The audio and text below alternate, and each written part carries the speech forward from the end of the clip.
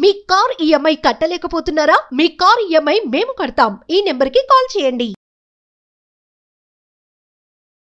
నమస్తే రమ్మగారు. నమస్తే జయ. రమ్మగారు, పూజ గదిని ఎలా ఉంచుకోవాలి, పూజ గదిలో ఉంచుకోవాల్సిన ఫొటోస్ గురించి, దైవార్చన గురించి, దీపం ఎలా పెట్టాలి, ఇలాంటివన్నీ మనం మాట్లాడుకున్నాం కదా. పూజ గదిని అందరికీ చూపించకూడదు, తర్వాత మనం పూజ చేసిన తర్వాత తలుపులు మూసే ఉంచాలి, ఇలాంటివి నేను కొన్ని విన్నానండి. ఇవన్నీ ఎంతవరకు కరెక్ట్ రమ్మగారు? ఇప్పుడు పూజ గది అంటే ఎంతమంది ఇళ్లలో పూజ గదులు ఉంటాయి జయ? పూజకి ప్రత్యేకంగా గది ఉండేవాళ్ళు కొంచెం తక్కువే. పూర్వకాలపు ఇళ్లలో, పూర్వోత్తరపు ఇళ్ళు అంటే ఏనాటివి? నా చిన్నప్పటి ఇళ్లలో భగవంతుడికి ప్రత్యేకంగా ఓ గది, దేవుడి గది అని ప్రత్యేకంగా ఉండటము, ఆ గది తలుపు వేసి ఉంచడము, ఆ ఇంట్లోకి అమ్మాయిల వాళ్ళు, పీరియడ్స్ వాళ్ళు అలా ఎవరు వెళ్ళకుండా ఉండటం, అటు పక్కకి వెళ్ళకుండా ఉండటము, దేవుడి గదిని తలుపేసి ఉంచడం పాతకాలపు పద్ధతి. ఇప్పుడు బాగా పెద్ద పెద్ద ఇళ్ళు కట్టుకోగలిగిన వాళ్ళు, దేవుడికి ఒక గది కేటాయించగలిగే అవకాశం ఉన్నవాళ్ళు, కొన్ని అపార్ట్మెంట్స్లో కూడా దేవుడి గది అంటూ సెపరేట్గా చిటిదైనా ఉంచుతున్నారు. కుదిరిన వాళ్ళే కుదురుతుంది. సాధారణంగా చాలా ఇళ్లలో ఇప్పుడు ఈ మధ్య అంటే ఒక 20 ఏళ్ళుగా, ఒక 15 ఏళ్ళుగా చూస్తున్నాం పూజ గది సెపరేట్గా ఉన్న ఇళ్ళు. అంతకుముందు ఏం లేదు, వంటింట్లోనే ఓ గూడు దేవుడికి. అవును. ఇప్పుడు దీన్ని ఎలా ఎవరికి చూపించకుండా నువ్వు మూసేసి అదేమిటో చేసేసి ఎలా చేస్తారు? కర్టన్స్ వేసుకోవాలి, లేకపోతే ఏదో చెయ్యాలి. కర్టన్ వేసుకోవడానికి కూడా కుదరకపోవచ్చు, ప్రాక్టికల్గా కుదరద్దు. చూపించకూడదు అనే నియమం ఏమన్నా ఉందంటారా మీ ఉద్దేశంలో? పెద్దవాళ్ళు కొంతమంది చెప్తారు జయ, అట్లా దేవుడి గది పనిమాలా చూపించకూడదు. ఇప్పుడు మా అమ్మ వాళ్ళ ఇంట్లో మాకు మా పద్ధతులు కొంచెం వేరుగా ఉంటాయి. వంటింట్లోనే మాకు దేవుడు ఉండేవాడు. మా దేవుడికి ఒక పెట్టు ఉండేది, పెదగోవింద పెట్టు అంటారు. పెరుమాళ్ళ పెట్టెకి ఆ తలుపులు ఉంటాయి, తలుపు ఉంటుంది లోపల. సాలగ్రామాలు అయ్యవార్లు లోపల ఉంటే ఆ తలుపుని ఎంతసేపు తీయటము, ఓపెన్ చేసి ఉంచటము, అర్చన అయిన తర్వాత తలుపు వేసేస్తారు. మళ్ళీ రేపొద్దున చేసి కౌసల్య సుప్రజారామ అని పూర్వ సంధ్య ప్రవర్తతే అనుకుంటే ప్రాతः తిరువారాధన కలిసి తీస్తారు తలుపు. ఎంత పెట్టి ఉంటుంది రమ్మగారు? అంత పెట్టి ఓ 1/1 ఉందనుకో. దేవునికి సంబంధించిన ప్రతిమలన్నీ అందులోనే ఉంటాయా? అందులోనే ఉంటాయి, ఉండేవి ఇది వరకు. కాస్త ఏదైనా పెద్ద పటాలు అవి పెట్టుకో తెలిస్తే వెనకాల పెట్టుకునేవాళ్ళు. మళ్ళీ కౌసల్య సుప్రజారామ అని తలుపు తీయటమే అలా ఉంటుంది. కొంతమంది ఇళ్లలో ఆది పద్ధతి. అదేలేండి. కొన్ని పెద్ద గదుల్లోనే ఉండి ఇలా మొత్తం దేవతా ప్రతిమలన్నీ ఇలా అలంకారంగా పెట్టుకుని షోగా పెట్టుకునే పద్ధతులు కొన్ని ఉన్నాయి కదా. ఇప్పుడు చూస్తున్నాం మనం దేవుడి గది ఇట్లా లైట్లు పెట్టడము, బోల్డ్ అన్ని ప్రతిమలు, వెండి బంగారు ప్రతిమలు, పెద్ద పెద్ద దీపపు సెమ్మాలు, మన తాలూకు స్టేటస్ని, మన తాలూకు ధనాన్ని అంతా చూపించే విషయంగా దేవుడి గది ఉండటం కూడా ఒక పద్ధతి. ఇప్పుడు లోకం రకరకాల ఐడియాలు. అయితే ఈ దేవుడి గదిని పనిమాల ఎవరికైనా చూపించకూడదు అనేది సాధారణ నియమమే. అది ఇది దేవుడి గది అంటాం అంతే. తెరిచి మా దేవుణ్ణి చూడండి అని చూపించకూడదు. ఓహో, ఎప్పుడు చూపించచ్చు చెప్తాను. అది కూడా మనము సత్యనారాయణ వ్రతం చేసుకున్నాం.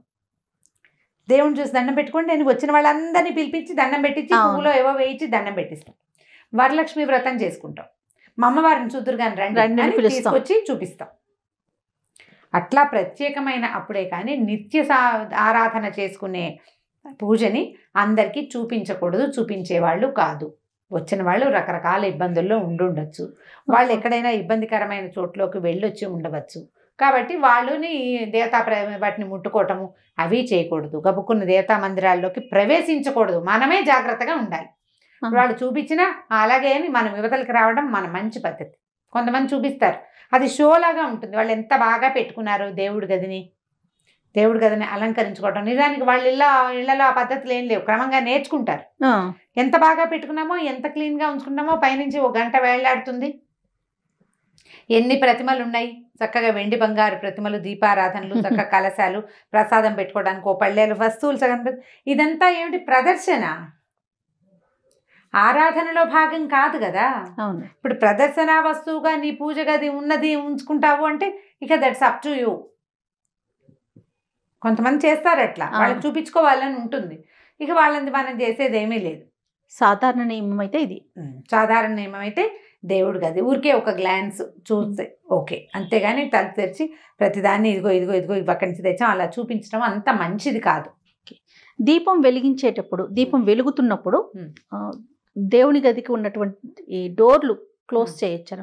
దీపం లోపల తలుపులు వేసేయచ్చు. ఇప్పుడు మామూలుగా దేవుడి గది అంటే దేవుడి గదికి పెట్టిన తలుపులకి కొన్నైనా రంధ్రాలు ఉండాలి, పొగ అది పోవడానికి. కాస్త ఆ మాత్రం గది ఉందనుకోండి, ఒక 4x4 గది ఉందనుకో, దీపం పెడతావు, ప్రసాదం నైవేద్యం ఏదో పెడతావు, బయటకు వచ్చేటప్పుడు తలుపేసేస్తే గాలి బారుతూ ఉంటుంది లోపలికి బయటికి, దీపం వెలుగుతుంది.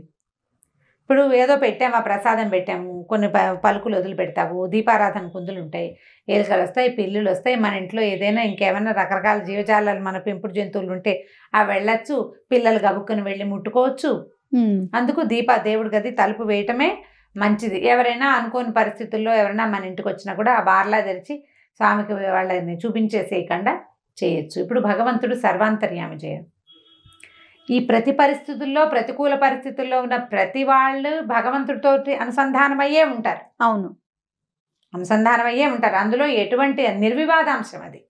కాకపోతే మనం భగవదారాధన అనేది చేసుకునేటప్పుడు సాధారణంగా ఏం చేస్తారు, చక్కగా స్నానం చేస్తాం, దేవుడి గది శుభ్రంగా తుడుచుకుంటాము, పవిత్రంగా పెట్టుకుంటాం కదా. అవును, నువ్వు ఒక పవిత్రంగా జాగ్రత్తగా చాలా శ్రద్ధతోటి చేసేటప్పుడు అదే శ్రద్ధ అన్ని విషయాల్లో కూడా ఉండాలి కదా మనకి. ఖచ్చితంగా. దేవుడు ఎక్కడ లేడండి, ఈయన ఎందుకు చూడకూడదండి అంటే, ఎక్కడ అన్ని చోట్ల ఉండేటట్టు నీకు ప్రతిమ ఎందుకు, దీపం ఎందుకు, గాల్లో పెట్టపోతివి దీపం ఎందుకు దేవుడి గది దగ్గర పెట్టేవు? అవును, నీ ఉద్దేశం అది. నువ్వు ఒక ప్రాంతాన్ని సెలెక్ట్ చేసుకున్నావు, ఇంట్లో ఒక రూమ్ని పెట్టుకున్నావు, ఇంకా నిన్ను ప్రతిమలు పెట్టావు, శ్రద్ధగా కూర్చుంటావు, నీవు ఒక క్వాలిటీ టైం దేవుడి దగ్గర స్పెండ్ చేస్తావు ఆ గదిలో కాబట్టి కదా. అలాంటి శ్రద్ధ నీకు ఉన్నప్పుడు నువ్వు దాన్ని మరింత శ్రద్ధగా కాపాడితేనే మంచిది. ఇప్పుడు మొదలుపెట్టిన శ్రద్ధని పూర్తిగా చేయండి చివరి దాకా. అది ఇతరుల దృష్టి నుంచి, ఇతరులు తెచ్చేటువంటి అపవిత్రమైన పరిస్థితులు, వాటి నుంచి, ప్రతికూలమైన పరిస్థితుల నుంచి, నెగిటివిటీ నుంచి మీ దేవతా స్థలం తాలూకు పవిత్రతని కాపాడుకోండి, ట్రై చేయండి దానికోసం. కరెక్ట్ అండి. ఇప్పుడు హాల్లో ఎక్కడో ఒకటే గూడు ఉంది, ఇక్కడ పెట్టావు దీపం, అందరూ వస్తారు, దండం పెట్టుకుంటూ పెట్టినారు, లేకపోతే లేదు, ఇది వేరే కదా. నువ్వు సెపరేట్గా ఓ రూము, ఓ ఇది, ఓ జాగ్రత్త ఉంటే అన్నీ జాగ్రత్తగానే ఉండాలి నీకు. అలా చేస్తేనే కదా ఇది పూర్తిగా. అవునండి, అవును, మొత్తం సాటిస్ఫై చేయాలి కదా. మనం కాదయా బీరువా కొనుక్కున్నాం, దేనికోసం? వస్తువులు దాచుకోవటానికి, జాగ్రత్తకి. బీరువా తలిపేస్తావా, వేయవా? ఖచ్చితంగా తాళం వేసి మళ్ళీ చెక్ చేస్తావా? వేస్తావా? ఎందుకు? జాగ్రత్తకి కదా. ఇక్కడ కూడా అంతే, సూపర్, సేమ్ అదే పాయింట్. కాబట్టి మనం అర్చనలు, ఏదైనా ప్రత్యేక అర్చన మనం దేవుడి గుడిలో కానీ దేవుడి బయట కానీ ఏదైనా పూజలు ప్రత్యేకంగా చేసుకున్నప్పుడు ఆ స్వామిని లేదా అమ్మవారిని దర్శింప చేయొచ్చు, కానీ నిత్య పూజని దర్శింప చేయవలసిన అవసరం లేదు. ముట్టుకోకుండా ఉండాలి, ఎవరు ముట్టుకోకుండా. నువ్వు ముట్టుకోవు అన్నప్పుడు ముట్టుకుంటావు, నువ్వు ముట్టుకోవు, శ్రద్ధగా స్నానం చేయలేదంటావు. మన దగ్గర అసలు సుమన్లో ప్రసాదం కూడా పుచ్చుకోలేదు మొన్న.